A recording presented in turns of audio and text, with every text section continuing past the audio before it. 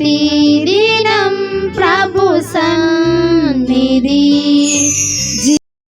మీరు బాగుండాలని ప్రతినిత్యం ప్రార్థిస్తూ ప్రభుని స్తుతిస్తూ నా పిల్లరా, మరి జీసస్ ఆశీర్వాద మినిస్ట్రీ తరపున మీ అందరికీ శుభాభివందనాలు, దేవునికి స్తోత్రాలు. సంతోషకరం.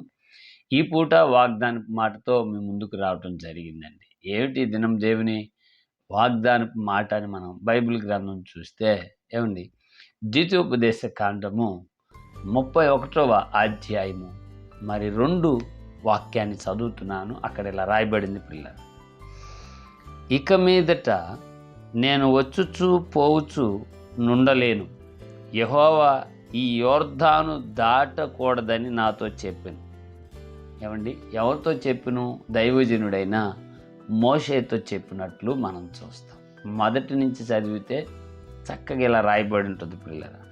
మోషే ఇశ్రాయేలు వారితో ఈ మాటలు చెప్పుట చాలించిన తరువాత మరలా ఇట్లా నేను 120 ఏండ్ల వాడనై ఉన్నాను, ఇక మీదట నేను వచ్చుచూ పోవచ్చు నుండలేను, యెహోవా ఈ యోర్దాను దాటకూడదని నాతో సెలవిచ్చాను. నీవు నీ దేవుడైన నీకు ముందరగా దాటిపోవును, ఆ జనములను నీ ఎదుట నుండకుండా నశింపచేయును అన్న మాటలు మనకు అక్కడ రాయబడతాయి. పిల్లరా, యోర్దాను నది దగ్గరికి సీనాయి పర్వతానికి తూర్పుగా వాళ్ళు వచ్చినట్లు మనం చూస్తాం. యెరూషలేము గ్రామానికి చేరారు ఆనాటి ఇశ్రాయేలుల తెగవ.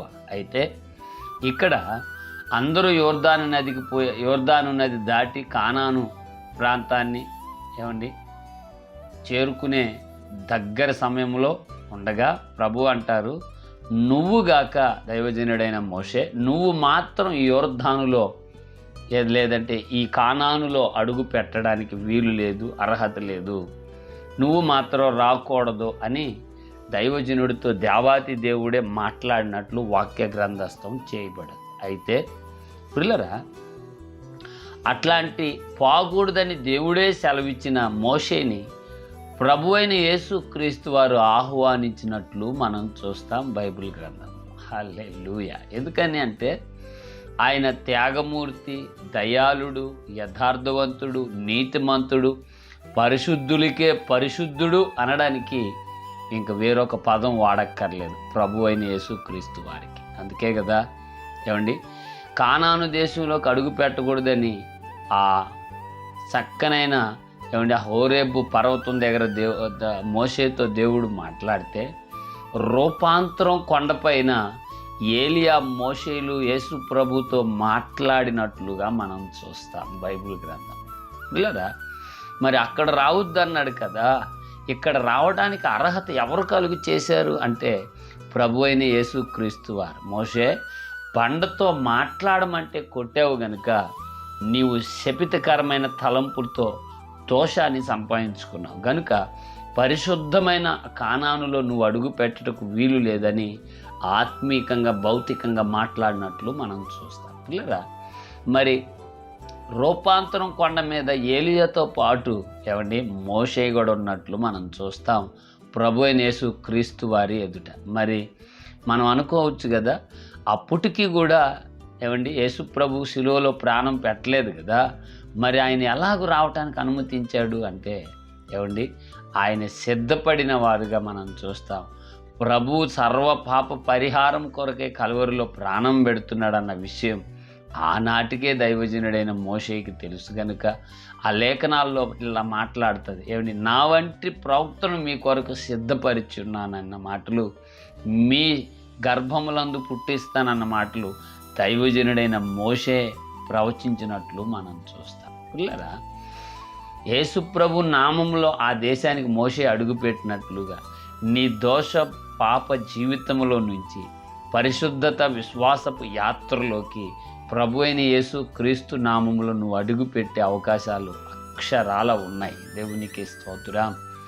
ఆనాడు సిలువలో ప్రాణం పెట్టక మునిపే ప్రభు ఏమండి మోషేను అనుమతించాడు, ఆలోచించాడు. కానీ ఈరోజు అయితే నీ కోసం రక్తం కార్చబడి ఉంది, నీ కోసం ఏమండి ప్రభు బలియాగం అయ్యి తిరిగి లేచి పరమునకు పోయి ఉన్నాడు, రేపో మాపో రానై ఉన్నాడు త్వరగా.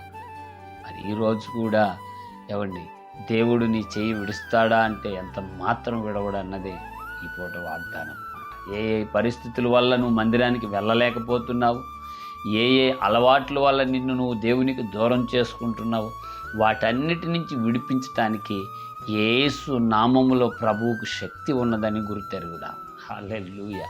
మీరు అనుకోవచ్చు, నేను అన్నీ మానేస్తే కానీ మందిరానికి వెళ్ళను బ్రదర్, అది పరిశుద్ధ ఆలయం కదండి. నిజమే, నిజమే. నువ్వు అన్నీ మానేది లేదు, నువ్వు దేవుని మందిరానికి వచ్చేది లేదు. ఈ రెండు జరగవు. అదే నువ్వు దేవుని మందిరానికి వస్తూ ఉంటే ప్రభు ఆత్మ, ప్రభు వాక్యం, దేవుని ప్రసన్నత నేను త్రాకే కొలది తెలియకుండా రాసపుండు మానినట్లు నీలో ఉన్న దుష్గుణాలు మానిపోయి సుగుణాలు ప్రారంభమవుతాయి. ప్రభువుని అర్థం చేసుకుంటాం. ఆలోచించు. ఈ వాగ్దానం వీక్షిస్తూ దూరాన సమీపాన్న పిల్లరా, కానాను దేశంలో అడుగు పెట్టొద్దన్న దేవుడే మోషేను కానానులో రూపాంతర కొండ మీదకు అడుగుపెట్టి అనుమతి ఇచ్చాడు.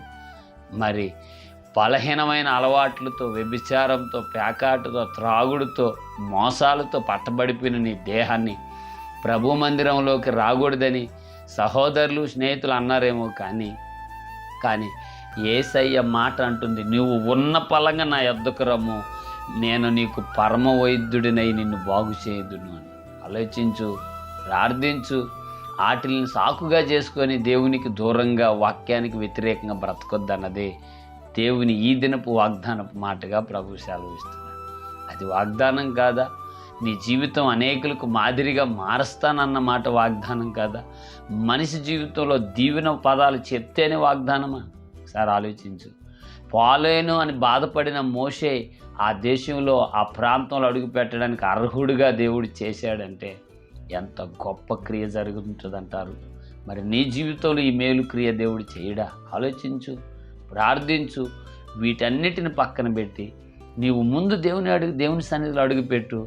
దేవుని ఆత్మ ఒప్పింపచేసి వాటిని నీకు దూరం చేయనుగాక.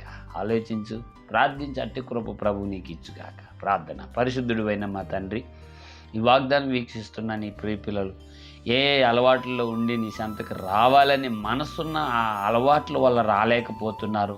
మీరు దర్శించి, ధైర్యపరిచి, కృపతో నింపి నీ సన్నిధిలో ఉంచి వారి నుంచి ఆ అలవాటపు బలహీనతలు తొలగించి, జీవించి, సాక్షిగా నిలబెట్టి మీరు మహిమ పొందమని పరిశుద్ధుడైన యేసు నామములో ప్రార్థన చేయుచున్నాను తండ్రి.